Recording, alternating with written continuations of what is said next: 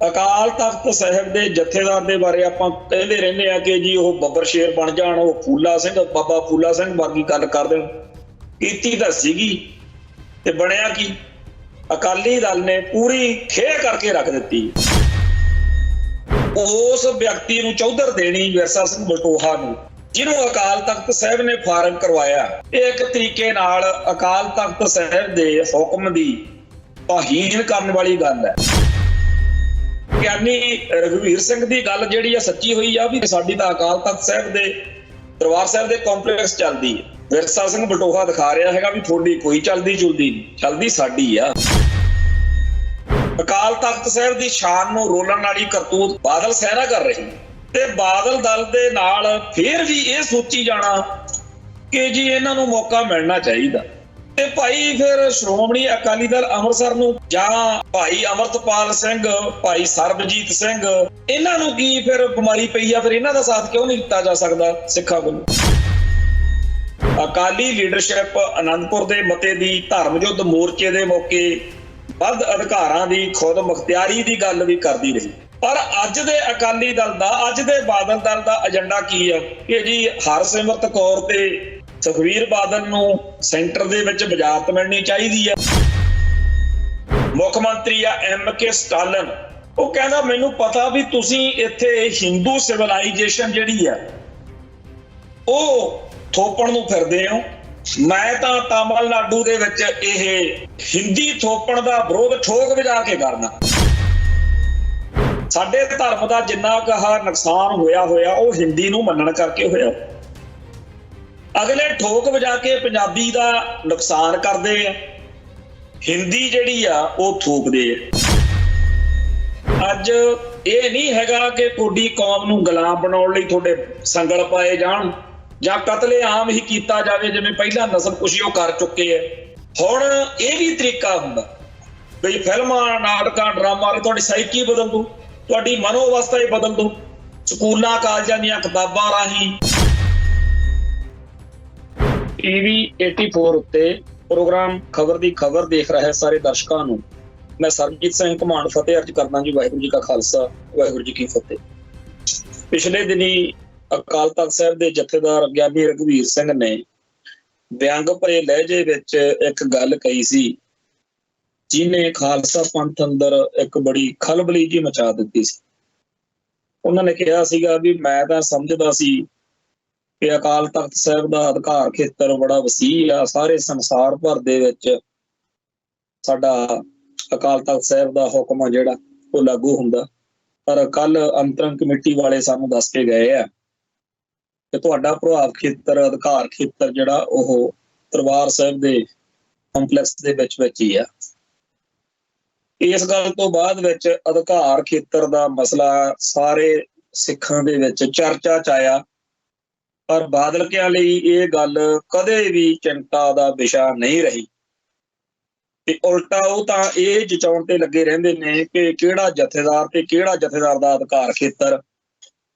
ਤੇ ਜਿਨ੍ਹਾਂ ਨੇ ਬੀਤੇ ਦੌਰ ਵਿੱਚ ਜਥੇਦਾਰ ਗੁਰਬਚਨ ਸਿੰਘ ਦੀ ਜਥੇਦਾਰੀ ਆਪਦੇ ਸਵਾਰਥਾਂ ਸਮੇਤ ਆਪਦੇ ਸਵਾਰਥਾਂ ਲਈ ਵਰਤੀ ਹੋਵੇ, ਜਿਨ੍ਹਾਂ ਨੇ ਹੋਰ ਚੰਦ ਚਾੜਨ ਵੇਲੇ ਭੋਰਾ ਸ਼ਰਮ ਨਾ ਕੀਤੀ ਹੋਵੇ ਕਿ ਸਾਡਾ ਇਤਿਹਾਸ ਬਣ ਰਿਹਾ ਹੈ, ਆਉਣ ਵਾਲੇ ਸਮੇਂ ਦੇ ਵਿੱਚ ਲੋਕ ਪੜ੍ਹਿਆ ਕਰਨਗੇ ਤੇ ਸਾਨੂੰ ਲਾਹਣਤਾਂ ਪਾਇਆ ਕਰਨਗੇ ਕਿ ਇਹਨਾਂ ਨੇ ਅਕਾਲ ਤਖਤ ਸਾਹਿਬ ਨੂੰ ਵੀ ਆਪਦੇ ਸਿਆਸੀ ਸਵਾਰਥਾਂ ਲਈ ਵਰਤਣ ਵੇਲੇ ਅੰਗਰੇਜ਼ ਨਹੀਂ ਸੀ ਕੀਤੀ। ਉਹਨਾਂ ਨੂੰ ਇਸ ਗੱਲ ਨਾਲ ਕੀ ਫਰਕ ਪੈ ਸਕਦਾ ਸੀ? ਬੜਾ ਸਿੱਖ ਕਲਪੇ, ਬੜਾ ਸਿੱਖਾਂ ਨੇ ਇਤਰਾਜ਼ ਕੀਤਾ ਕਿ ਜਥੇਦਾਰ ਨੂੰ ਤੁਸੀਂ ਸਮਝਦੇ ਕੀ ਹੋ, ਪਰ ਉਹਨਾਂ ਨੇ ਹੋਰ ਚੰਦ ਚਾੜਤਾ। ਅੱਜ ਇੱਕ ਫੋਟੋ ਸਾਡੇ ਸਾਹਮਣੇ ਆਈ ਆ, ਜਿਹੜਾ ਗੁਰਦੁਆਰਾ ਗਜਟ ਛਪਦਾ ਹੁੰਦਾ, ਫਰਵਰੀ ਮਹੀਨੇ ਦਾ ਅੰਕ ਆ ਜਿਹੜਾ ਫਰਵਰੀ 2025, ਉਸ ਸਫੇ ਦੇ ਉੱਪਰਲੇ ਪਾਸੇ ਲਿਖਿਆ ਵੀ ਹੋਇਆ, ਜਾਣੀ ਕਿ ਇਸ ਮਹੀਨੇ ਦਾ ਹੀ ਉਹ ਅੰਕ ਆ। ਉਹਦੇ ਵਿੱਚ 31 ਜਨਵਰੀ ਨੂੰ ਕੋਈ ਪ੍ਰੋਗਰਾਮ ਹੋਇਆ ਇੱਥੇ ਦਰਬਾਰ ਸਾਹਿਬ ਕੰਪਲੈਕਸ ਦੇ ਵਿੱਚ, ਜਿਹਦੇ ਵਿੱਚ ਸ਼੍ਰੋਮਣੀ ਗੁਰਦੁਆਰਾ ਪ੍ਰਬੰਧਕ ਕਮੇਟੀ ਦਾ ਚੀਫ ਅਕਾਊਂਟੈਂਟ ਸਰਦਾਰ ਮਿਲਖਾ ਸਿੰਘ ਆ ਜਿਹੜਾ, ਉਹਨੂੰ ਜਦੋਂ ਰਿਟਾਇਰ ਹੋਇਆ ਤਾਂ ਕੋਈ ਸਮਾਗਮ, ਕੋਈ ਫੰਕਸ਼ਨ ਜਿਹੜਾ ਹੈ ਉਹ ਉੱਥੇ ਕੀਤਾ ਗਿਆ ਸ਼੍ਰੋਮਣੀ ਕਮੇਟੀ ਦੇ ਦਫ਼ਤਰ ਦੇ ਵਿੱਚ। ਉਸ ਮੌਕੇ ਸ਼੍ਰੋਮਣੀ ਕਮੇਟੀ ਦੇ ਚੀਫ ਅਕਾਊਂਟੈਂਟ ਮਿਲਖਾ ਸਿੰਘ ਨੂੰ ਜਦੋਂ ਰਿਟਾਇਰਮੈਂਟ ਜਾਂ ਸੇਵਾ ਮੁਕਤੀ ਲਈ ਮਾਣ ਸਨਮਾਨ ਦੇਣ ਮੌਕੇ ਉੱਥੇ ਹੋਰਾਂ ਦੇ ਨਾਲ ਜਿਹੜਾ ਸਕੱਤਰ ਆ ਪ੍ਰਤਾਪ ਸਿੰਘ ਬਾਜਵਾ, ਹੋਰ ਵੀ ਕਈ ਨੇ, ਪਰ ਇਸ ਮੌਕੇ ਅਕਾਲ ਤਖਤ ਸਾਹਿਬ ਦੇ ਹੁਕਮ ਨਾਲ ਬਾਦਲ ਦਲ ਵਿੱਚੋਂ, ਅਕਾਲੀ ਦਲ ਵਿੱਚੋਂ ਕੱਢੇ ਗਏ ਵਿਰਸਾ ਸਿੰਘ ਵਲਟੋਹਾ ਉਚੇਚੇ ਤੌਰ ਦੇ ਉੱਤੇ ਜਿਹੜਾ ਮਾਣ ਸਨਮਾਨ ਆ ਉਹ ਦੇਣ ਲਈ ਉਹਨੂੰ ਪਹੁੰਚੇ ਹੋਏ ਸੀ। ਹੁਣ ਇੱਕ ਪਾਸੇ ਤਾਂ ਅਕਾਲ ਤਖਤ ਸਾਹਿਬ ਦਾ ਉਹ ਫਰਮਾਨ ਆ ਕਿ ਇਹ ਬੰਦਾ ਠੀਕ ਨਹੀਂ ਹੈ ਤੇ ਉਹਨੂੰ ਪਾਰਟੀ ਚੋਂ, ਅਕਾਲੀ ਦਲ ਚੋਂ ਫਾਰਗ ਕਰਨ ਦਾ ਹੁਕਮ ਆ ਜਿਹੜਾ ਅਕਾਲ ਤਖਤ ਸਾਹਿਬ ਤੋਂ ਦਿੱਤਾ ਜਾਂਦਾ, ਜਿਹਨੂੰ ਮੰਨਣ ਦੀ ਬਜਾਏ ਅਕਾਲੀ ਲਾਣਾ ਇਹ ਕਹਿੰਦਾ ਕਿ ਜੀ ਚਲੋ ਵਿਰਸਾ ਸਿੰਘ ਨੇ ਆਪ ਹੀ ਪਾਰਟੀ ਛੱਡ ਦਿੱਤੀ। ਹੁਣ ਸ਼੍ਰੋਮਣੀ ਕਮੇਟੀ ਹੈ ਜਿਹੜੀ, ਉਹਦੇ ਵਿੱਚ ਕੋਈ ਸਮਾਗਮ, ਕੋਈ ਲੋੜ ਨਹੀਂ ਹੈਗੀ ਕਿ ਵਿਰਸਾ ਸਿੰਘ ਵਲਟੋਹਾ ਉੱਥੇ ਸੱਦਿਆ ਜਾਵੇ ਤੇ ਮੁੱਖ ਮਹਿਮਾਨ ਵਾਂਗੂ ਉਹ ਕਿਸੇ ਨੂੰ ਉੱਥੇ ਮਾਣ ਸਨਮਾਨ ਦਿੰਦਾ ਫਿਰੇ। ਇਹ ਜਿਹੜੀ ਗੱਲ ਵਾ ਬੜੀ ਮਾੜੀ ਵਾਪਰੀ ਹੈ।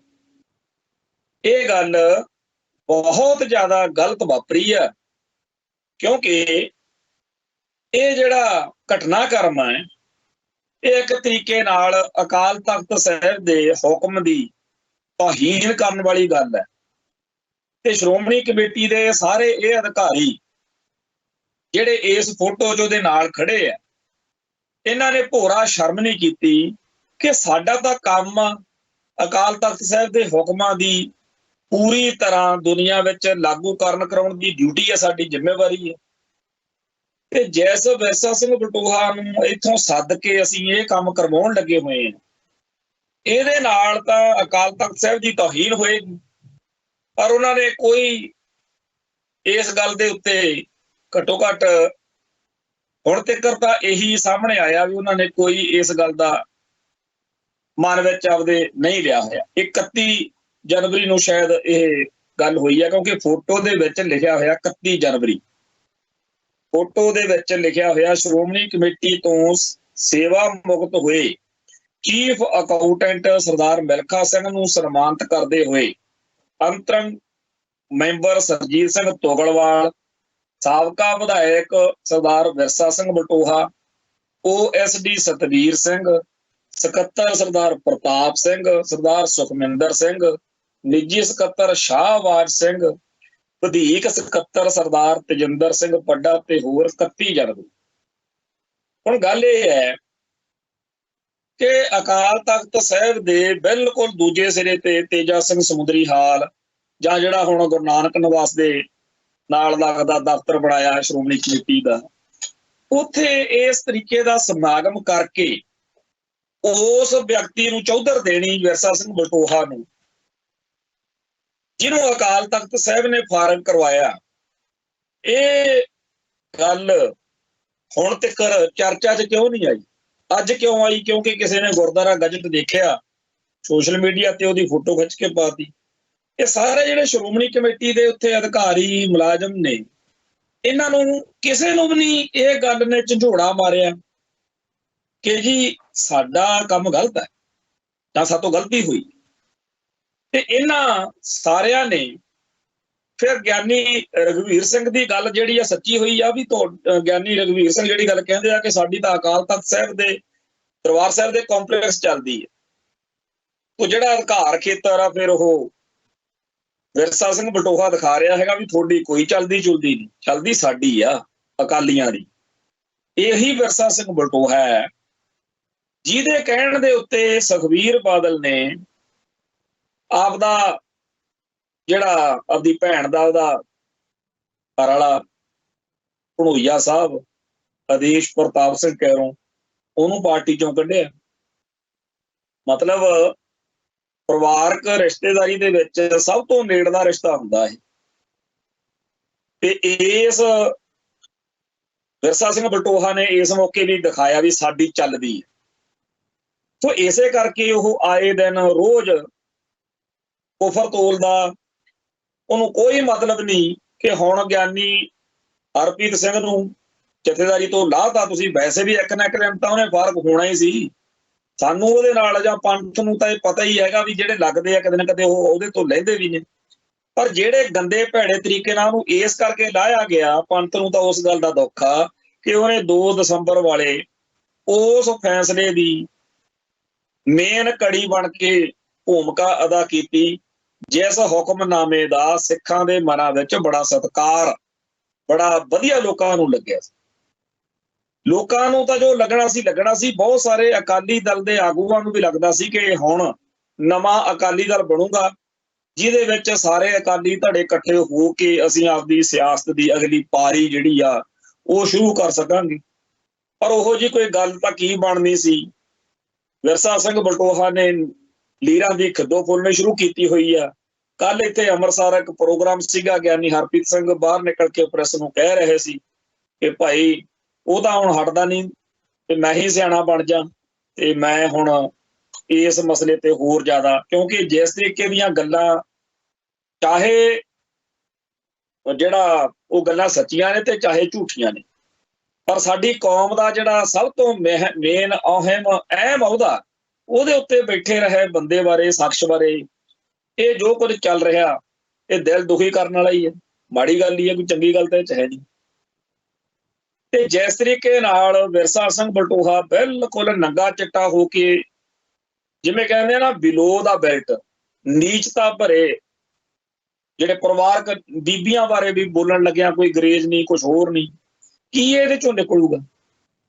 ਸੋ ਕੁੱਲ ਮਿਲਾ ਕੇ ਅਕਾਲ ਤਖਤ ਸਾਹਿਬ ਦੇ ਜਥੇਦਾਰ ਦੇ ਬਾਰੇ ਆਪਾਂ ਕਹਿੰਦੇ ਰਹਿੰਦੇ ਆ ਕਿ ਜੀ ਉਹ ਬੱਬਰ ਸ਼ੇਰ ਬਣ ਜਾਣ, ਉਹ ਫੂਲਾ ਸਿੰਘ, ਬਾਬਾ ਫੂਲਾ ਸਿੰਘ ਵਰਗੀ ਗੱਲ ਕਰ ਦੇਣ। ਕੀਤੀ ਤਾਂ ਸੀਗੀ ਤੇ ਬਣਿਆ ਕੀ? ਅਕਾਲੀ ਦਲ ਨੇ ਪੂਰੀ ਖੇਹ ਕਰਕੇ ਰੱਖ ਦਿੱਤੀ ਹੈ। ਅੱਜ ਉਹਨਾਂ ਨੇ ਫੇਰ ਇੱਕ ਡਾਕਟਰ ਦਲਜੀਤ ਸਿੰਘ ਚੀਮੇ ਨੇ ਤੇ ਉੱਥੇ ਸਾਰਿਆਂ ਦੀ ਮੀਟਿੰਗ ਹੋਈ, ਬਾਅਦ 'ਚ ਪ੍ਰੈਸ ਕਾਨਫਰੰਸ ਕੀਤੀ ਆ ਚੰਡੀਗੜ੍ਹ ਕਿ ਸਾਡੀ ਤਾਂ ਜੀ ਲੱਖਾਂ 'ਚ ਭਰਤੀ ਹੋ ਗਈ, ਅਸੀਂ ਬਸ ਜਲਦੀ ਹੋਈ ਸਾਰੀ। ਹੁਣ ਇਹਨਾਂ ਦਿਨਾਂ ਦੇ ਵਿੱਚ ਗਿਆਨੀ ਰਘਬੀਰ ਸਿੰਘ ਪਤਾ ਨਹੀਂ ਕਿਤੇ ਸੁੱਤੇ ਪਏ, ਉਹਨਾਂ ਦਾ ਕਦੇ ਲੱਗਦਾ ਹੁੰਦਾ ਵੀ ਫੱਟੇ ਚੱਕ ਦੇਣਗੇ, ਕਦੇ ਲੱਗਦਾ ਵੀ ਕੁਛ ਗੱਲ ਹੀ ਨਹੀਂ। ਸੋ ਜੇਕਰ ਜਥੇਦਾਰ ਦਾ ਉਹਦਾ ਟੁੱਥਲੈਸ ਟਾਈਗਰ ਬਣਾ ਕੇ ਰੱਖ ਲਿਆਂਗੇ, ਜੇ ਰੀੜ੍ਹ ਦੀ ਹੱਡੀ ਹੋਈ ਨਹੀਂ ਰਹਿਣ ਦੇਣੀ, ਫਿਰ ਇਹ ਅਹੁਦਾ ਜਿਹੜਾ ਇਹਦੇ ਤੋਂ ਕਿੰਨੇ ਵੀ ਚੰਗੇ ਫੈਸਲੇ ਆ ਜਾਣ, ਜਦੋਂ ਇੰਨਾ ਚੰਗਾ ਫੈਸਲਾ, ਚਲੋ ਆਪਾਂ ਤਾਂ ਖਾਲਿਸਤਾਨ ਦਾ ਝੰਡਾ ਚੱਕਿਆ ਹੋਇਆ, ਆਪਣੇ ਤਾਂ ਹੋਰ ਤਰ੍ਹਾਂ ਦੇ ਸਰੋਕਾਰ ਨੇ, ਜਿਹੜੇ ਲੋਕਾਂ ਦਾ ਬਹੁਤਿਆਂ ਦਾ ਅਜੇ ਅਕਾਲੀ ਸਿਆਸਤ ਵਿੱਚ ਜਾਂ ਭਾਰਤੀ ਸਿਆਸਤ ਵਿੱਚ ਦਿਮਾਗ ਆ, ਉਹਨਾਂ ਨੂੰ ਤਾਂ ਲੱਗਦਾ ਸੀ ਨਾ ਵੀ ਲੈ ਬਈ ਗੱਲ ਬਣ ਗਈ। ਤੋ ਇਸ ਤਰੀਕੇ ਨਾਲ ਜੋ ਕੁਝ ਅਕਾਲ ਤਖਤ ਸਾਹਿਬ ਦੇ ਜਥੇਦਾਰ ਨਾਲ ਕੀਤਾ ਜਾ ਰਿਹਾ, ਲੋਕ ਉਡੀਕ ਰਹੇ ਨੇ। ਅੱਜ ਵੀ ਆ ਕਈ ਚੈਨਲਾਂ ਦੇ ਉੱਤੇ ਲੱਗੇ ਸਾਡੇ ਵਿਦਵਾਨ ਸੱਜਣ ਕਿ ਜੀ ਉਹਨਾਂ ਕੋਲੇ ਬੜੇ ਅਧਿਕਾਰ ਨੇ। ਕੋਈ ਸੋਚ ਰਿਹਾ ਕਿ ਜਿਹੜੀ 5 ਮੈਂਬਰੀ ਕਮੇਟੀ ਨੇ ਰਿਪੋਰਟ ਦੇਤੀ ਆ ਉਹਦੇ ਸਿਰ ਤੇ ਕੋਈ ਵੱਡੀ ਗੱਲ ਕਹਿ ਦੇਣਗੇ। ਦੇਖੋ, ਇੱਕ ਤਾਂ ਇਹ ਗੱਲ ਪੱਕੀ ਆ ਕਿ ਉਹਨਾਂ ਦੀ ਮਜਬੂਰੀ ਹੈ ਕਿ ਉਹ 2 ਦਸੰਬਰ ਵਾਲੇ ਹੁਕਮਾਂ ਦੀ, ਅਕਾਲ ਤਖਤ ਸਾਹਿਬ ਤੋਂ ਜਾਰੀ ਹੋਏ ਹੁਕਮਾਂ ਦੀ ਵਕਾਲਤ ਹੀ ਕਰ ਸਕਦੇ ਆ। ਇਹੀ ਸਥਿਤੀ, ਇਹੀ ਪੋਜੀਸ਼ਨ ਉਸ 5 ਮੈਂਬਰੀ ਕਮੇਟੀ ਦੀ ਆ। ਤੋ ਕਹਿਣਗੇ ਤਾਂ ਉਹੀ ਕੁਛ, ਅਖੀਰ ਕੀ ਹੋਊ? ਜਾਂ ਤਾਂ ਅਕਾਲੀ ਲਾਣਾ ਬਾਦਲ ਦਲ ਸਲਾਹ ਮਸ਼ਵਰਾ ਕਰਕੇ ਸਹਿਮਤੀ ਨਾਲ ਗਿਆਨੀ ਰਘਬੀਰ ਸਿੰਘ ਨੂੰ ਕਹਿ ਦੂਗਾ ਕਿ ਤੁਸੀਂ ਭਾਈ ਜੀ ਇਹ ਜਿਹੜੀ ਤੁਹਾਡੇ ਨਾਲ ਹੋਈ ਆ ਇਹਨੂੰ ਭੁੱਲ ਜਾਓ, ਤੁਸੀਂ ਕੌਮ ਦਾ, ਪੰਥ ਦਾ ਜੋ ਵੀ ਕੁੱਤੇ ਖਾਣੀ ਤੁਹਾਡੇ ਨਾਲ ਹੁੰਦੀ ਹੈ ਇਹਨੂੰ ਭੁੱਲ ਜਾਓ, ਆਰਾਮ ਨਾਲ ਆਪਦੀ ਜਥੇਦਾਰੀ, ਆਪਦੀ ਨੌਕਰੀ ਕਰੋ ਤੇ ਨਜ਼ਾਰੇ ਲਓ। ਜਾਂ ਦੂਜਾ ਤਰੀਕਾ ਹੈਗਾ ਵੀ ਜਥੇਦਾਰ ਬਦਲ ਲੈਣਗੇ ਤੇ ਬਸ ਫਿਰ ਠੀਕ ਆ। ਜਾਂ ਤੀਜਾ ਤਰੀਕਾ ਹੈਗਾ ਵੀ ਜਥੇਦਾਰ ਬਦਲ ਕੇ ਜਾਂ ਨਾ ਬਦਲ ਕੇ 2 ਦਸੰਬਰ ਵਾਲੇ ਫੈਸਲੇ ਨੂੰ ਹੀ ਬਦਲ ਦਈਏ। ਇਹੋ ਜਿਹਾ ਕੁਛ ਨਾ ਕੁਛ ਕਰਕੇ ਹੋਰ ਜ਼ਿਆਦਾ ਕੰਜਰਖਾਨਾ, ਹੋਰ ਜ਼ਿਆਦਾ ਨੀਚਤਾ, ਹੋਰ ਜ਼ਿਆਦਾ ਘਟੀਆਪਣ ਜਿਹੜਾ ਹੈ ਉਹਦਾ ਦਿਖਾਵਾ ਬਾਦਲ ਨੇ ਕਰਨਾ। ਪਰ ਜਿਹੜਾ ਆਪਾਂ ਕਹਿੰਦੇ ਆ ਕਿ ਪੰਥ ਬੜੀ ਵੱਡੀ ਸ਼ਕਤੀ ਹੈ, ਜਿਹੜਾ ਆਪਾਂ ਕਹਿੰਦੇ ਆ ਕਿ ਜੀ ਪੰਥ ਬਹੁਤ ਤਾਕਤਵਰ ਵਾ, ਉਹਦੇ ਮੂਹਰੇ ਇਸ ਮੌਕੇ ਕਾਂਗਰਸ ਖੜੀ ਆ, ਭਾਜਪਾ ਖੜੀ ਹੈ। ਉਹਦੇ ਮੂਹਰੇ ਕੌਣ ਖੜਾ? ਆਮ ਆਦਮੀ ਪਾਰਟੀ ਖੜੀ ਹੈ। ਇਸ ਮੌਕੇ ਖਾਲਸਾ ਪੰਥ ਦੇ ਜਜ਼ਬਾਤਾਂ ਨਾਲ, ਖਾਲਸਾ ਪੰਥ ਦੇ ਹਿੱਤਾਂ ਨਾਲ ਅਕਾਲ ਤਖਤ ਸਾਹਿਬ ਦੀ ਸ਼ਾਨ ਨੂੰ ਰੋਲਣ ਵਾਲੀ ਕਰਤੂਤ ਕੌਣ ਕਰ ਰਿਹਾ ਹੈ? ਬਾਦਲ ਸੈਨਾ ਕਰ ਰਹੀ ਹੈ। ਤੇ ਬਾਦਲ ਦਲ ਦੇ ਨਾਲ ਫਿਰ ਵੀ ਇਹ ਸੋਚੀ ਜਾਣਾ ਕਿ ਜੀ ਇਹਨਾਂ ਨੂੰ ਮੌਕਾ ਮਿਲਣਾ ਚਾਹੀਦਾ। ਤੇ ਭਾਈ ਫਿਰ ਸ਼੍ਰੋਮਣੀ ਅਕਾਲੀ ਦਲ ਅੰਮ੍ਰਿਤਸਰ ਨੂੰ ਕੀ ਉੱਲੀ ਲੱਗੀ ਹੋਈ ਹੈ? ਜਾਂ ਆ ਹੁਣ ਨਵਾਂ ਭਾਈ ਅਮਰਤਪਾਲ ਸਿੰਘ, ਭਾਈ ਸਰਬਜੀਤ ਸਿੰਘ ਖਾਲਸਾ ਸ਼ਹੀਦ ਭਾਈ ਬੇਅੰਤ ਸਿੰਘ ਦਾ ਪੁੱਤਰ, ਇਹ ਲੱਗੇ ਨੇ, ਇਹਨਾਂ ਨੂੰ ਕੀ ਫਿਰ ਬਿਮਾਰੀ ਪਈ ਆ? ਫਿਰ ਇਹਨਾਂ ਦਾ ਸਾਥ ਕਿਉਂ ਨਹੀਂ ਦਿੱਤਾ ਜਾ ਸਕਦਾ ਸਿੱਖਾਂ ਵੱਲੋਂ?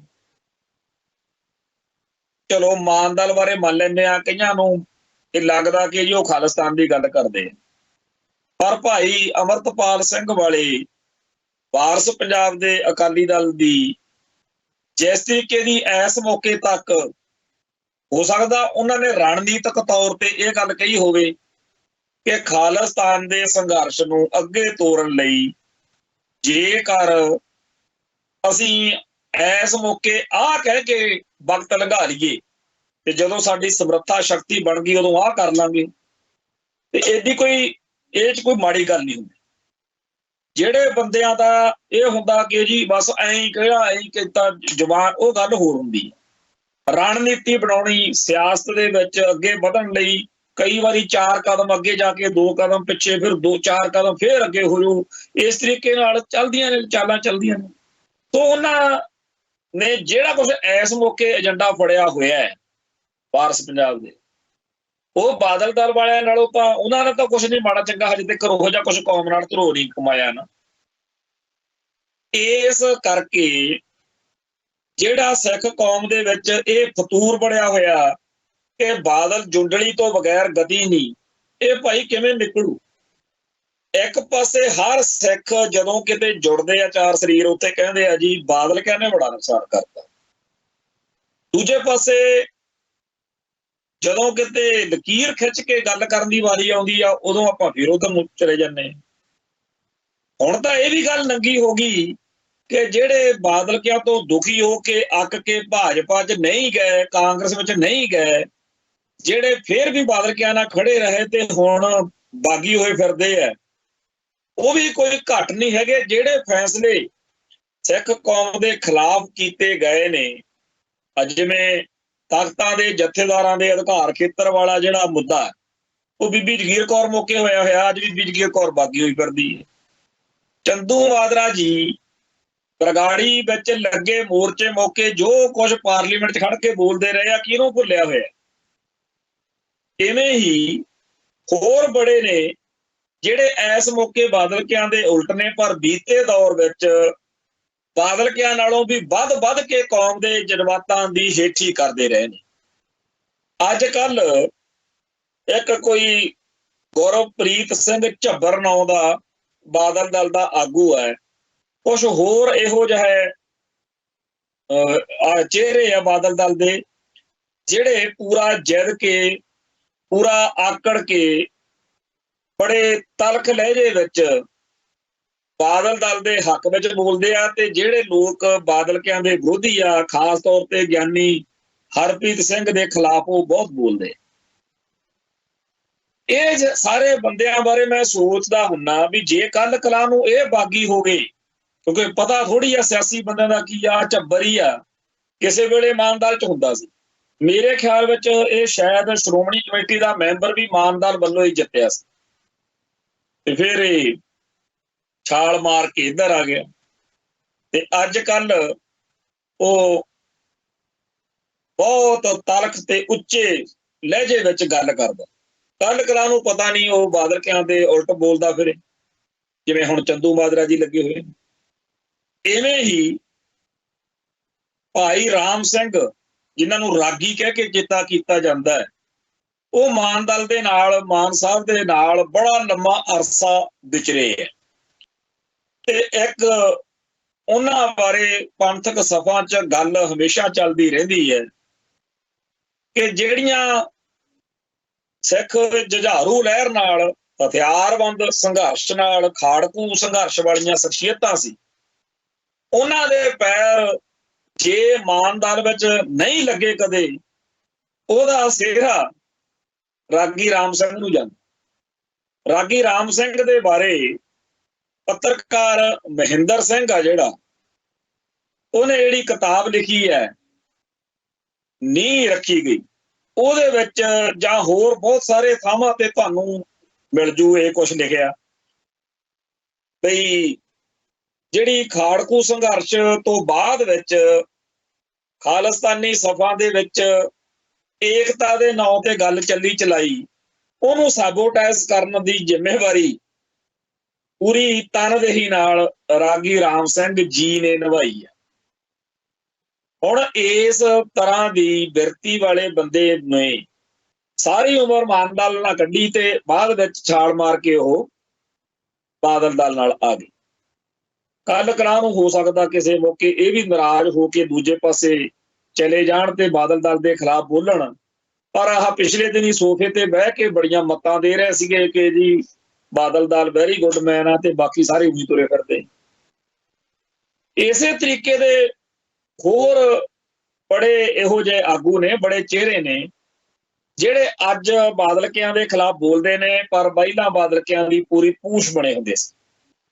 ਇਵੇਂ ਹੀ ਜਿਹੜੇ ਅੱਜ ਕੱਲ ਬੋਲ ਰਹੇ ਨੇ ਇਹ ਕਿਸੇ ਹੋਰ ਨਾਲ ਹੁੰਦੇ ਸੀ ਤੇ ਪਤਾ ਨਹੀਂ ਕੱਲ ਨੂੰ ਕਿਸੇ ਫਿਰ ਹੋਰ ਨਾਲ ਹੋਣ। ਪਰ ਇਹ ਸਾਰੇ ਬੰਦੇ ਆਪਦੇ ਸੌੜੇ ਸਿਆਸੀ ਸਵਾਰਥਾਂ ਲਈ ਸਿੱਖ ਹਿੱਤਾਂ ਦੇ ਉਲਟ ਭੁਗਤਣ ਵਾਲੀ ਬਾਦਲ ਸੈਨਾ ਦਾ ਹਿੱਸਾ ਬਣ ਕੇ ਜੋ ਕੌਮ ਦਾ ਘਾਣ ਕਰ ਰਹੇ ਨੇ, ਤੇ ਅਸੀਂ ਫਿਰ ਆਸ ਲਾ ਕੇ ਬੈਠੇ ਰਹੀਏ ਵੀ ਇਹ ਕੁਛ ਕਰਨਗੇ ਜੀ, ਇਹ ਪੰਥ ਦਾ ਭਲਾ ਕਰਨ। ਪਤਾ ਨਹੀਂ ਸਾਨੂੰ ਹੋਰ ਕਿੰਨਾ ਕੁ ਨੁਕਸਾਨ ਕਰਵਾ ਕੇ ਇਹ ਅਕਲ ਆਊਗੀ। ਬਾਦਲ ਕਿਹਾ ਨੇ ਜੇ ਖਾਲਿਸਤਾਨ ਦੀ ਗੱਲ ਨਹੀਂ ਕਰਨੀ ਤਾਂ ਨਾ ਕਰਨ, ਕੋਈ ਚੱਕਰ ਨਹੀਂ, ਕਿਉਂਕਿ ਉਹ ਭਾਰਤੀ ਮੁੱਖ ਧਾਰਾ ਦੇ ਵਿੱਚ ਵਿਚਰਨਾ ਹੈ ਜੀ। ਪਰ ਇੰਨਾ ਵੀ ਭੱਜ ਜਾਣਾ ਕਿਸੇ ਵੇਲੇ ਅਕਾਲੀ ਲੀਡਰਸ਼ਿਪ ਅਨੰਦਪੁਰ ਦੇ ਮਤੇ ਦੀ ਧਰਮ ਯੁੱਧ ਮੋਰਚੇ ਦੇ ਮੌਕੇ ਵੱਧ ਅਧਿਕਾਰਾਂ ਦੀ ਖੁਦ ਮੁਖਤਿਆਰੀ ਦੀ ਗੱਲ ਵੀ ਕਰਦੀ ਰਹੀ। ਤੇ ਇਹ ਵੀ ਆਪਾਂ ਨੂੰ ਪਤਾ ਹੈ ਕਿ ਜਦੋਂ ਸੰਯੁਕਤ ਰਾਸ਼ਟਰ ਦਾ ਸਕੱਤਰ ਜਨਰਲ ਮਿਸਟਰ ਬੁਟਰਸ ਘਾਲੀ 1991 ਦੇ ਵਿੱਚ, ਸ਼ਾਇਦ 90 ਜਾਂ 91 ਦੀ ਗੱਲ ਹੈ, ਉਹ ਇੱਥੇ ਆਇਆ ਤਾਂ ਉਦੋਂ ਮਾਨ ਸਾਹਿਬ ਦੇ ਨਾਲ ਪ੍ਰਕਾਸ਼ ਸਿੰਘ ਬਾਦਲ ਤੇ ਜਥੇਦਾਰ ਗੁਰਚਰਨ ਸਿੰਘ ਟੌਹੜਾ ਨੇ ਤੇ ਹੋਰ ਲੀਡਰਾਂ ਨੇ ਵੀ ਸ਼ਾਇਦ ਉੱਤੇ ਦਸਤਖਤ ਕੀਤੇ ਹੈ। ਤੇ ਉਹਦੇ ਵਿੱਚ ਸਵੈ ਨਿਰਣੇ ਦੀ ਮੰਗ ਆ ਜਿਹੜੀ ਉਹ ਕੀਤੀ ਗਈ ਸੀ। ਪਰ ਅੱਜ ਦੇ ਅਕਾਲੀ ਦਲ ਦਾ, ਅੱਜ ਦੇ ਬਾਦਲ ਦਲ ਦਾ ਏਜੰਡਾ ਕੀ ਆ ਕਿ ਜੀ ਹਰਸਿਮਰਤ ਕੌਰ ਤੇ ਸੁਖਬੀਰ ਬਾਦਲ ਨੂੰ ਸੈਂਟਰ ਦੇ ਵਿੱਚ ਵਜ਼ਾਰਤ ਮਿਲਣੀ ਚਾਹੀਦੀ ਆ ਤੇ ਸਾਨੂੰ ਸਾਰਿਆਂ ਨੂੰ ਆਹ ਤੇ ਆਓ। ਸੋ ਇਹ ਤਾਂ ਅੱਜ ਇੱਕ ਬਗੈਰ ਕਿਸੇ ਏਜੰਡੇ ਤੋਂ ਇਹੋ ਜਿਹੀ ਸੈਨਾ ਵਿੱਚ ਬਦਲ ਚੁੱਕਿਆ ਵਾ ਦਲ, ਜਿਹਦੇ ਤੋਂ ਕੋਈ ਆਸ ਲਾਉਣੀ ਆਪਦੇ ਆਪ ਨੂੰ ਧੋਖਾ ਦੇਣ ਵਾਲੀ ਗੱਲ ਹੈ। ਆਪਾਂ ਪਿਛਲੇ 2-3 ਦਿਨ ਤੋਂ ਇੱਕ ਗੱਲ ਨਾਲ ਚਰਚਾ ਕਰਦੇ ਆ ਰਹੇ ਹਾਂ, ਉਹ ਹੈਗਾ ਸਿੱਖ ਸਿਵਲਾਈਜੇਸ਼ਨ ਦਾ ਕੇਸ। ਸਿੱਖ ਕੌਮ ਦੀ ਬੋਲੀ ਤੇ ਸਿੱਖ ਕੌਮ ਦੇ ਸੱਭਿਆਚਾਰ ਨੂੰ ਖਤਮ ਕਰਕੇ ਹਿੰਦੂ ਹਿੰਦੁਸਤਾਨ ਵਾਲੀ ਜਿਹੜੀ ਲਹਿਰ ਵਾ, ਉਹਦੇ ਬਾਰੇ ਸਾਡੇ ਬੰਦਿਆਂ ਨੂੰ, ਸਾਡੀ ਕੌਮ ਨੂੰ ਜਿਸ ਤਰੀਕੇ ਨਾਲ ਸੁਚੇਤ ਹੋਣਾ ਚਾਹੀਦਾ, ਆਪਾਂ ਹੈ ਨਹੀਂ। ਹੋਣਾ ਚਾਹੀਦਾ ਪਰ ਹੈ ਨਹੀਂ। ਆ ਜਿਹੜਾ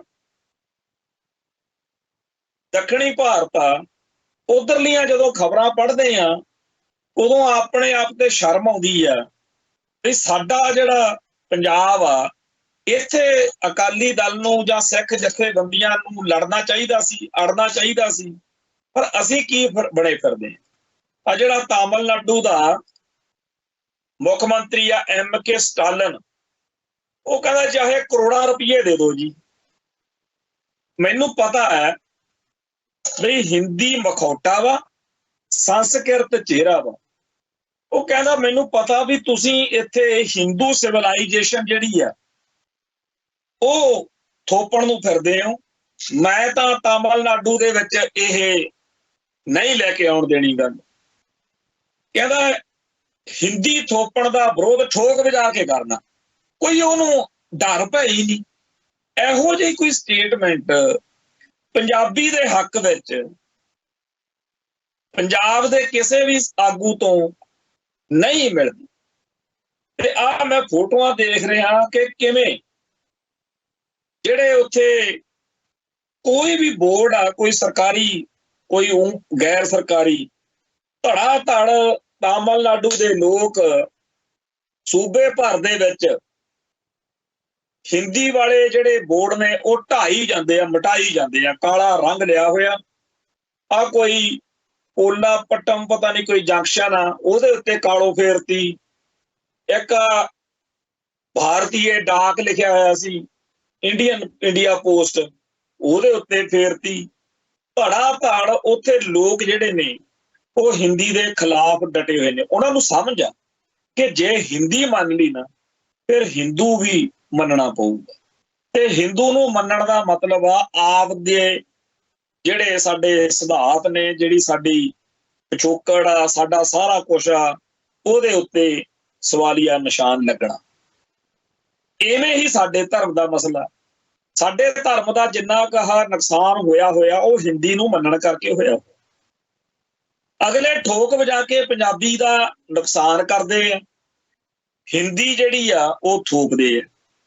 ਤੇ ਹੈਰਾਨੀ ਦੀ ਗੱਲ ਇਹ ਆ ਕਿ ਮੈਂ ਅੰਮ੍ਰਿਤਸਰ ਸ਼ਹਿਰ ਵਿੱਚ ਇੱਥੇ ਜਦੋਂ ਦਾ ਆਇਆ ਪਿੰਡ ਤੋਂ, ਇੱਥੇ ਬੜੀ ਵੱਡੀ ਗਿਣਤੀ ਵਿੱਚ ਇਹੋ ਜਿਹੇ ਪਰਿਵਾਰ ਨੇ ਜਿਹੜੇ ਪੰਜਾਬ ਦੇ ਪਿੰਡਾਂ ਤੋਂ ਉੱਠ ਕੇ ਹਿੰਦੂ ਖਾੜਕੂਵਾਦ ਦੇ ਦੌਰ ਵਿੱਚ ਅੰਮ੍ਰਿਤਸਰ ਸ਼ਹਿਰ ਵਿੱਚ ਆ ਗਏ। ਇਸ ਵੇਲੇ ਹਾਲਾਤ ਇਹ ਨੇ ਕਿ ਇੱਥੇ ਛੇਤੀ ਕਿਤੇ ਕਿਸੇ ਵੀ MLA ਜਾਂ MP ਹਲਕੇ ਚੋਂ ਅੰਮ੍ਰਿਤਸਰ ਸ਼ਹਿਰ ਚੋਂ ਕੋਈ ਕੌਮ ਪ੍ਰਸਤ ਸਿੱਖ ਨਹੀਂ ਜਿੱਤ ਸਕਦਾ। ਕਿਉਂ? ਕਿਉਂਕਿ ਖਾੜਕੂ ਲਹਿਰ ਦੇ ਦਿਨਾਂ 'ਚ ਅੰਮ੍ਰਿਤਸਰ ਗੁਰਦਾਸਪੁਰ ਦੇ ਸਾਰੇ ਜਿਹੜੇ ਹਿੰਦੂ ਸੀ ਉਹ ਸ਼ਹਿਰ ਵੱਲ ਨੂੰ ਆਈ ਗਏ, ਉਹਨਾਂ ਦੀ ਵੋਟ ਬਣ ਗਈ।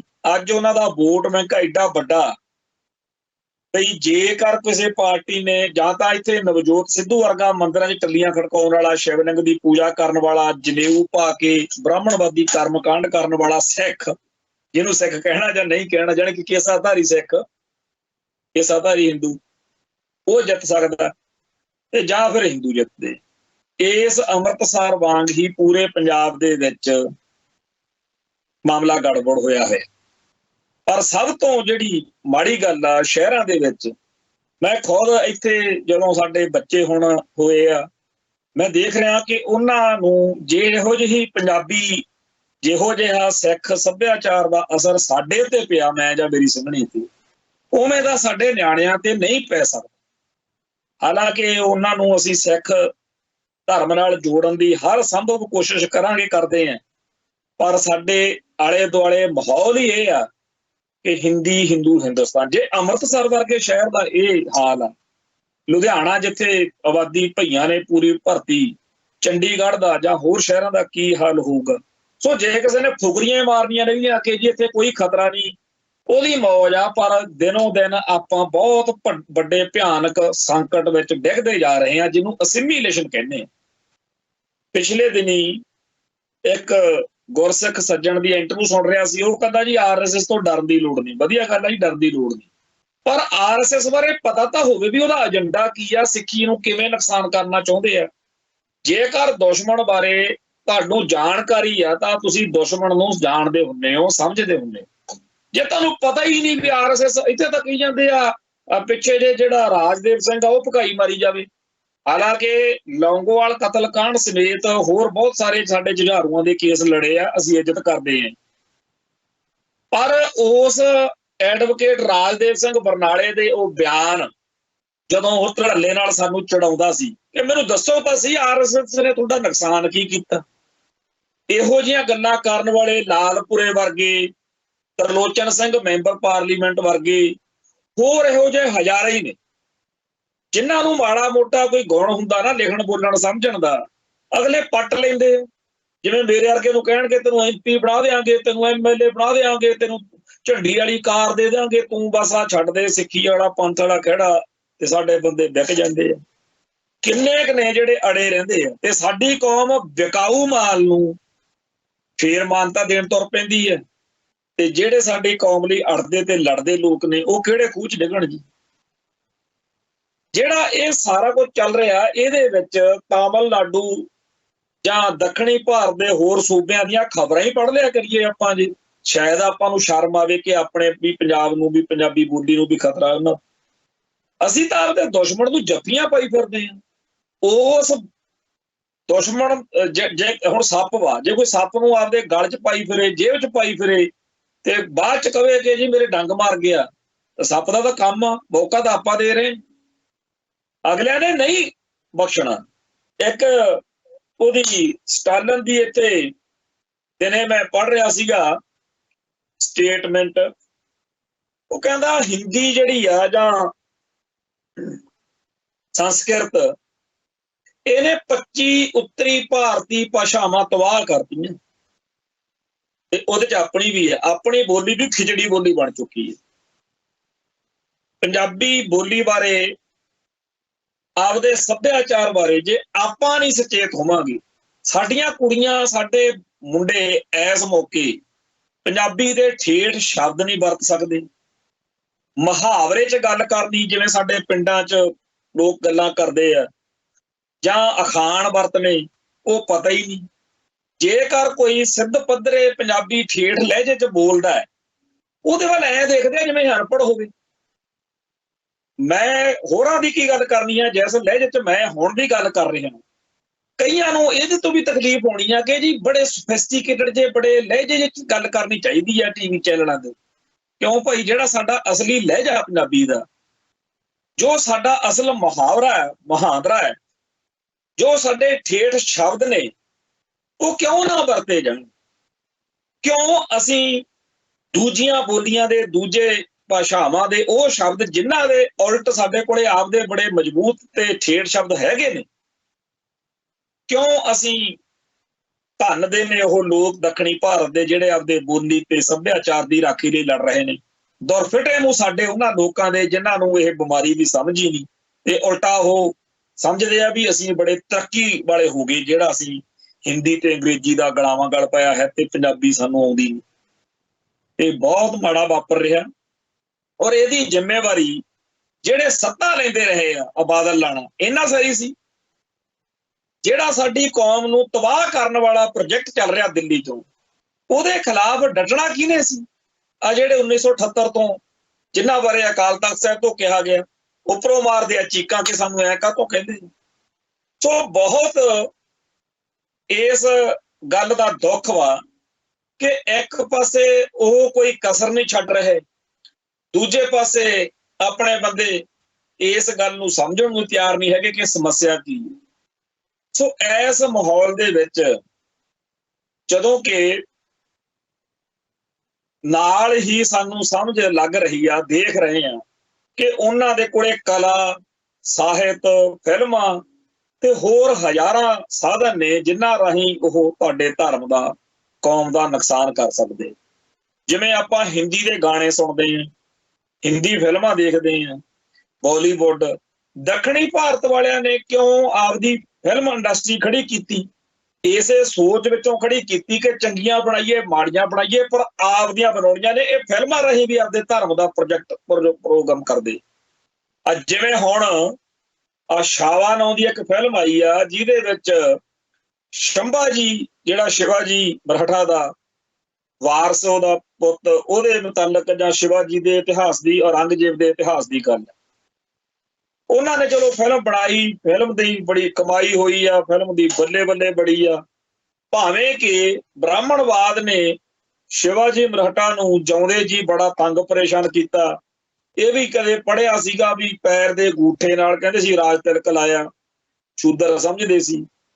ਹੋਰ ਵੀ ਬੜਾ ਕੁਛ ਆ, ਪਰ ਅੱਜ ਦੀ ਤਰੀਕ ਵਿੱਚ ਉਹਨਾਂ ਨੂੰ ਇਹ ਪੁੱਗਦਾ। तो फिल्म जिहड़ी बना के नाले तां नोट कमा रहे ने, नाले हिंदू धर्म नूं उभारन लई ते मुसलमानां दे खिलाफ नफरत उभारन लई कि औरंगजेब दा ऐ करता ਉਹ करता। जिदण तो ये फिल्म आई है दो तरह की गल चल पई। एक तां जिहड़े मुसलमान जां इस्लाम नूं मनण वाले लोक ने, जां ਉਹ हिंदू भी जिहड़े मॉडरेट घुंमदे आ, जां कामरेडी खब्बे पक्खी वामपंथी विचारधारा ਜਿਹਨੂੰ ਕਹਿੰਦੇ ਆ, ਉਹਨੇ ਇੱਕ ਪਾਸੇ ਭਾਗਵਾ ਬ੍ਰਿਗੇਡ ਆ। ਚਲੋ ਸਾਡਾ ਤਾਂ ਅਸੀਂ ਇਸ ਗੱਲ ਬਾਰੇ ਇਸ ਕਰਕੇ ਨਹੀਂ ਵੀ ਸਾਨੂੰ ਕੋਈ ਸ਼ਾਵਾ ਫਿਲਮ ਨਾਲ ਨਫ਼ਰਤ ਆ, ਜਾਂ ਅਸੀਂ ਤਾਂ ਆਪ ਦਾ ਪੱਖ ਸਮਝਣ ਦੀ ਗੱਲ ਕਰਨ ਲੱਗੇ ਆ। ਹੁਣ ਮਿਸਟਰ ਸਾਵਰਕਰ ਜਿਹੜਾ RSS ਦਾ ਇਹਨਾਂ ਦਾ ਮੋਢੀ ਰਿਹਾ, ਉਹਦੀ ਆ ਗੱਲ ਆ ਵੀ ਉਹਨੇ ਵੀ ਲਿਖਿਆ ਸੀਗਾ ਵੀ ਜਿਹੜਾ ਸ਼ੰਭਾਜੀ ਆ ਉਹ ਅਨਫਿਟ ਸੀ। Sambhaji was unfit to rule over the Maratha empire, he was short tempered, a drunkard and womaniser. ਮਤਲਬ ਉਹਨੇ ਕਿਹਾ ਵੀ ਉਹ ਬੜਾ ਮਾੜਾ ਬੰਦਾ ਸੀਗਾ ਸ਼ੰਭਾਜੀ। ਚਲੋ ਅੱਜ ਸਾਵਰਕਰ ਦੇ ਬੋਲਾਂ ਦੇ ਉਲਟ ਹਿੰਦੂ ਭਾਈਚਾਰਾ ਜਿਹੜਾ ਭਾਗਵਾ ਬ੍ਰਿਗੇਡ ਆ ਉਹਦੇ ਗੁਣ ਗਾਉਣ ਲੱਗਿਆ, ਚੰਗੀ ਗੱਲ ਆ। ਗੱਲ ਤਾਂ ਇਹ ਹੈ ਕਿ ਜਿਹੜਾ ਔਰੰਗਜ਼ੇਬ ਆ ਉਹਨੇ ਸਾਡੇ ਧਰਮ ਨਾਲ ਜਾਂ ਸਾਡੇ ਗੁਰੂ ਸਾਹਿਬਾਨ ਵੇਲੇ ਜੋ ਕੁਝ ਕੀਤਾ ਆਪਾਂ ਭੁੱਲ ਨਹੀਂ ਸਕਦੇ। ਜਿਵੇਂ ਜਹਾਂਗੀਰ ਦਾ ਨਹੀਂ ਭੁੱਲ ਸਕਦੇ, ਮਹਿੰਦਰਾਂ ਦਾ ਨਹੀਂ ਭੁੱਲ ਸਕਦੇ, ਭੁੱਲਣਾ ਵੀ ਨਹੀਂ ਚਾਹੀਦਾ। ਪਰ ਗੱਲ ਇਹ ਹੈ ਕਿ ਫਿਲਮ ਜਿਹੜੀ ਆ ਉਹਦੇ ਵਿੱਚ ਆਪਦੇ ਆਪ ਨੂੰ, ਆਪਦੇ ਧਰਮ ਨੂੰ ਪ੍ਰਮੋਟ ਕਰ ਲਈ ਅਗਲੇ ਕਿਵੇਂ ਚੀਜ਼ਾਂ ਵਰਤਦੇ ਆ। ਗੱਲ ਤਾਂ ਇਹਦੀ ਹੈ। ਹੁਣ ਲਿਖਿਆ ਜਾ ਰਿਹਾ ਕਿ ਜੀ ਮੈਦਾਨੇ ਜੰਗ ਵਿੱਚ ਤਾਂ ਨਹੀਂ ਔਰੰਗਜ਼ੇਬ ਨੂੰ ਹਰਾ ਸਕੇ ਸੀ, ਪਰ ਹੁਣ ਫਿਲਮ 'ਚ ਸਿਨੇਮੇ ਹਾਲ ਦੇ ਵਿੱਚ ਤਾਂ ਅਗਲੇ ਹਰਾ ਹੀ ਸਕਦੇ ਆ। ਸੋ ਗੱਲ ਇਹ ਆ ਕਿ ਅੱਜ ਦੇ ਦੌਰ ਵਿੱਚ ਫਿਲਮਾਂ ਦੇ ਰਾਹੀਂ, ਗਾਣਿਆਂ ਦੇ ਰਾਹੀਂ ਜਾਂ ਹੋਰ ਢੰਗ ਤਰੀਕਿਆਂ ਰਾਹੀਂ ਅਗਲੇ ਇਤਿਹਾਸ ਨੂੰ ਆਪਦੇ ਹਿਸਾਬ ਨਾਲ ਤਰੋੜ ਮਰੋੜ ਕੇ ਦਿਖਾਉਂਦੇ ਆ ਤੇ ਕਹਿੰਦੇ ਆ ਵੀ ਅਸੀਂ ਤਾਂ ਫੱਟੇ ਚੱਕੀ ਰੱਖਿਆ, ਅਸੀਂ ਨਹੀਂ ਕਿਸੇ ਦੀ ਚੱਲਣ ਦਿੱਤੀ ਇਸ ਭਾਰਤ ਵਿੱਚ। ਹਾਲਾਂਕਿ ਇੱਕ ਇੱਥੇ ਸੁਰਿੰਦਰ ਉਦਨਾਥ ਦੀ ਕਿਤਾਬ ਆ, ਹਮ ਹਾਰਤੇ ਕਿਉਂ ਰਹੇ, ਉਹਦੇ 'ਚ ਇਹੀ ਆ ਵੀ ਜੇ ਐਡੇ ਹੀ ਬੰਬੂ ਕਾਟ ਸੀਗੇ, ਐਡੇ ਹੀ ਘੈਂਟ ਸੀ, ਪਰ ਅਸੀਂ ਹਾਰੇ ਕਾਹਤੋਂ? ਥੋੜੇ ਜਿਹੇ ਬੰਦੇ ਬਾਹਰਲੇ ਮੁਲਕਾਂ ਤੋਂ ਆਉਂਦੇ ਸੀ, ਨਾਲੇ ਸਾਡੇ ਛੱਤਰ ਫੇਰਦੇ ਸੀ, ਨਾਲੇ ਸਾਡੀਆਂ ਇੱਜ਼ਤਾਂ ਲੁੱਟਦੇ ਸੀ, ਨਾਲੇ ਸੋਨਾ ਚਾਂਦੀ ਲੈ ਕੇ ਤਿੱਤਰ ਹੋ ਜਾਂਦੇ ਸੀ। ਸੋ ਜਿਸ ਭਾਰਤ ਵਿੱਚ ਸਦੀਆਂ ਤੋਂ ਬਾਹਰੋਂ ਆਉਣ ਵਾਲੇ ਧਾੜਵੀ ਲਗਾਤਾਰ ਇਹਨੂੰ ਲੁੱਟਦੇ ਰਹੇ, ਉਹਦੇ ਬਾਰੇ ਅੱਜ ਫਿਲਮਾਂ ਰਾਹੀਂ ਅਗਲੇ ਜਚਾ ਰਹੇ ਨੇ ਕਿ ਜੀ ਅਸੀਂ ਤਾਂ ਬੜੀ ਤੋਪ ਸੀ। ਹਾਲਾਂਕਿ ਸਭ ਨੂੰ ਪਤਾ ਕਿ ਜਿਹੜਾ ਪੰਜਾਬ ਆ, ਇੱਥੇ ਵਸਦੇ ਸਿੰਘਾਂ ਨੇ 18ਵੀਂ ਸਦੀ 'ਚ ਗੁਰੂ ਸਾਹਿਬਾਨ ਨੇ ਜੋ ਮਨੁੱਖ ਸਾਜਿਆ, ਜੋ ਖਾਲਸਾ 1699 'ਚ ਖਾਲਸਾ ਹੋਂਦ ਚਾਹੁੰਦਾ, ਤੇ ਅਗਲੇ 50 ਸਾਲ ਦੇ ਵਿੱਚ ਸਿੰਘਾਂ ਨੇ ਬਾਹਰੋਂ ਆਉਣ ਵਾਲਾ ਚਾਹੇ ਨਾਦਰ ਸੀ ਤੇ ਚਾਹੇ ਕੋਈ ਅਬਦਾਲੀ ਸੀ, ਉਹਨਾਂ ਨੂੰ ਤਾਂ ਰਗੜਾ ਫੇਰੇ। ਇੱਥੋਂ ਬੈਠੇ ਸੀ ਜਿਹੜੇ ਜਗਰੀਏ ਜੁਗਰੀਏ, ਉਹਨਾਂ ਦੀ ਵੀ ਧੁੱਕੀ ਕੱਢਤੀ, ਜਾਣੀ ਕਿ ਇੱਥੋਂ ਉਹਨਾਂ ਦਾ ਰਾਹ ਵੀ ਬੰਦ ਕਰਤਾ। ਫਿਰ ਰਾਜ ਭਾਖੜਾ ਕਰ ਲਿਆ, ਮਾਰ ਮਾਰ ਕੇ ਜੁੱਤੀਆਂ ਕਾਬਲ ਕੰਧਾਰ ਤੱਕ ਸਿੰਘਾਂ ਨੇ ਖਾਲਸਾਈ ਝੰਡਾ ਝੁਲਾਤਾ। ਤੇ ਆ ਸਾਰਾ ਭਾਰਤ ਜਿਹੜਾ ਹੈਗਾ ਇਹ ਬਾਅਦ ਵਿੱਚ ਨਿੱਕੇ ਨਿੱਕੇ ਰਾਜ ਸੀਗੇ ਅੰਗਰੇਜ਼ਾਂ ਵੇਲੇ, ਇਹ ਗੁਲਾਮ ਹੁੰਦੇ ਗਏ, ਅਖੀਰ ਸਾਡਾ ਵੀ ਕੰਮ ਖਰਾਬ ਕਰਤਾ। ਉਹ ਤਾਂ ਸਭ ਨੂੰ ਪਤਾ ਹੀ ਆ, ਕਾਲਿਆਂ ਵਾਲਾ ਖੂਹ ਨਾਲੇ ਕਿਵੇਂ ਬਣੇ। ਸੋ ਕੁੱਲ ਮਿਲਾ ਕੇ ਹਿਸਟਰੀ ਨੂੰ ਆਪਦੇ ਢੰਗ ਤਰੀਕੇ ਨਾਲ ਦਿਖਾਉਣ ਵਾਲੇ ਆਉਣ ਵਾਲੇ ਸਮੇਂ 'ਚ ਚੰਦ ਹੋਰ ਵੀ ਚੜ੍ਹਨਗੇ। ਸਿੱਖਾਂ ਦਾ ਤੇ ਸਿੱਖੀ ਦਾ ਹਿੰਦੂਕਰਨ ਕਰਨ ਵਾਲੀਆਂ ਫਿਲਮਾਂ, ਡਰਾਮੇ ਅਗਲੇ ਲਿਖੀ ਫਿਰਦੇ ਆ।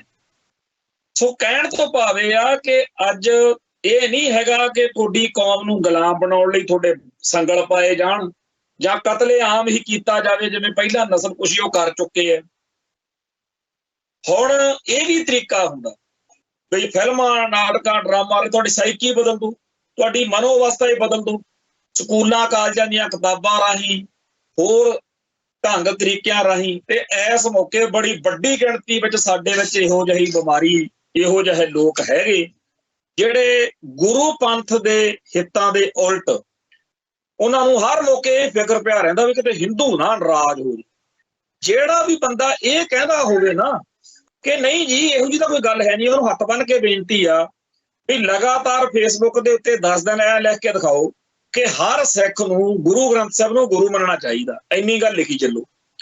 ਤੁਹਾਨੂੰ ਦੇਖਿਓ ਤੁਸੀਂ ਫਿਰ ਆ ਜਾਣਾ ਉੱਥੇ ਸਾਡੇ ਹਿੰਦੂ ਸਿੱਖ ਭਰਾਵਾਂ ਨੇ ਜਿਹੜੇ ਕੇਸਾਧਾਰੀ ਹਿੰਦੂ ਨੇ, ਉਹਨੇ ਕਹਿਣਾ ਜੀ ਤੁਸੀਂ ਤਾਂ ਹਿੰਦੂਆਂ ਨੂੰ ਚੜਾਉਂਦੇ ਹੋ, ਤੁਸੀਂ ਤਾਂ ਜੀ ਨਫ਼ਰਤ ਪੈਦਾ ਕਰਦੇ ਹੋ। ਮਤਲਬ ਜਿਹੜਾ ਸਿੱਖ ਆਪਦੇ ਧਰਮ ਦੀ ਗੱਲ ਕਰਦਾ ਉਹ ਨਫ਼ਰਤ ਪੈਦਾ ਕਰਦਾ, ਹਿੰਦੂ ਨਹੀਂ ਨਫ਼ਰਤ ਪੈਦਾ ਕਰਦਾ। ਸਿੱਖ ਜਿਹੜਾ ਹੈਗਾ ਜੇਕਰ ਕੋਈ ਆਪਦੇ ਧਰਮ ਦੀ ਆਪਦੇ ਸਿਧਾਂਤਾਂ ਦੀ ਗੱਲ ਕਰਦਾ, ਗੁਰਬਾਣੀ ਦੀਆਂ ਲਾਈਨਾਂ ਤੁਕਾਂ ਚੱਕ ਕੇ 1 ਮਹੀਨਾ ਲਗਾਤਾਰ ਆਪਦੇ ਫੇਸਬੁੱਕ ਦੇ ਅਕਾਊਂਟ ਤੋਂ ਪਾਈ ਚੱਲੋ ਤੇ ਬਸ ਫਿਰ ਦੇਖੋ ਤੁਹਾਡੀ ਧੀ ਦੀ ਭੈਣ ਦੀ ਕਿਵੇਂ ਕਰਦੇ ਆ। ਉਹ ਕੋਈ ਹਿੰਦੂ ਨਹੀਂ ਆਉਣਾ, ਕੋਈ ਮੁਸਲਮਾਨ ਨਹੀਂ, ਕੋਈ ਈਸਾਈ ਨਹੀਂ, ਕੋਈ ਨਹੀਂ ਆਉਣਾ। ਤੁਹਾਡੇ ਵਿੱਚੋਂ ਜਿਹੜਾ ਮਾਤਾ ਦਾ ਮਾਲ ਪੈਦਾ ਕੀਤਾ ਹੋਇਆ ਉਹਨੇ ਆ ਜਾਣਾ, ਤੁਹਾਡੇ ਦੁਆਲੇ ਹੋ ਜਾਣਾ ਕਿ ਤੁਸੀਂ ਜੀ ਨਫ਼ਰਤ ਪੈਦਾ ਕਰਦੇ ਹੋ। ਆਹ ਲਾਈਨ ਕਿਉਂ ਤੁਸੀਂ ਚੱਕ ਕੇ ਪਾਈ?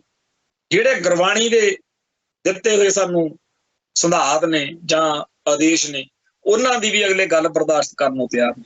ਸੋ ਕੁੱਲ ਮਿਲਾ ਕੇ ਇਹ ਗੱਲ ਆ ਕਿ ਸਾਡੇ ਵਿੱਚ ਦਿਨੋਂ ਦਿਨ ਐਂਟੀ ਸਿੱਖ ਪੈਦਾ ਹੋ ਰਿਹਾ। ਐਂਟੀ ਸਿੱਖ, ਐਂਟੀ ਸਿੱਖੀ, ਮਤਲਬ ਸਿੱਖੀ ਦਾ ਦੁਸ਼ਮਣ ਤੇ ਸਿੱਖਾਂ ਦਾ ਦੁਸ਼ਮਣ ਸਿੱਖ। ਇਹ ਜਿਹੜੀ ਬਿਰਤੀ ਦਿਨੋਂ ਦਿਨ ਵੱਧ ਰਹੀ ਆ, ਇਹ ਸਾਨੂੰ ਲੈ ਬੈਠੂ। ਇਹਦੇ ਬਾਰੇ ਸਾਨੂੰ ਧਿਆਨ ਦੇਣਾ ਪਊਗਾ, ਤਾਂ ਹੀ ਅਸੀਂ ਆਪਦੇ ਬੋਲੀ ਅਤੇ ਸੱਭਿਆਚਾਰ ਨੂੰ ਜਿਹੜਾ ਖੋਰਾ ਲੱਗ ਰਿਹਾ, ਜਿਹੜਾ ਹਮਲਾ ਹੋ ਰਿਹਾ, ਸ਼ਾਇਦ ਉਹਨੂੰ ਸਮਝ ਸਕੀਏ। ਪਰ ਇਹੋ ਜਿਹੀਆਂ ਸਮੱਸਿਆਵਾਂ ਕੌਮਾਂ ਨੂੰ ਆਉਂਦੀਆਂ ਹੁੰਦੀਆਂ।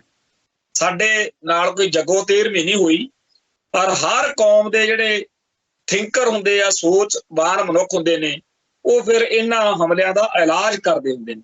ਸੋ ਸਾਨੂੰ ਵੀ ਇਲਾਜ ਕਰਨਾ ਪਊ ਤੇ ਇਹ ਗੱਲ ਆਪਦੇ ਜ਼ਿਹਨ ਵਿੱਚ, ਦਿਮਾਗ ਵਿੱਚ ਪਾਉਣੀ ਪਏਗੀ ਕਿ ਖਾਲਿਸਤਾਨ ਬਗੈਰ ਗੁਜ਼ਾਰਾ ਨਹੀਂ। ਤਦਾਂ ਹੀ ਅਸੀਂ ਕਹਿੰਦੇ ਹਾਂ ਕਿ ਉਹ ਦਿਨ ਲਾਜ਼ਮੀ ਆਊਗਾ ਜਦੋਂ UNO ਦੇ ਵਿੱਚ ਖਾਲਿਸਤਾਨ ਦਾ ਝੰਡਾ ਝੂਲੂਗਾ। ਸੋ ਇੱਥੇ ਸਮਾਪਤੀ ਕਰਦੇ ਹਾਂ, ਕੱਲ ਫਿਰ ਮਿਲਾਂਗੇ ਜੀ। ਨਾਮ ਚੜ੍ਹਦੀ ਕਲਾ, ਤੇਰੇ ਭਾਣੇ ਸਰਬੱਤ ਦਾ ਭਲਾ। ਵਾਹਿਗੁਰੂ ਜੀ ਕਾ ਖਾਲਸਾ, ਵਾਹਿਗੁਰੂ ਜੀ ਕੀ ਫਤਿਹ।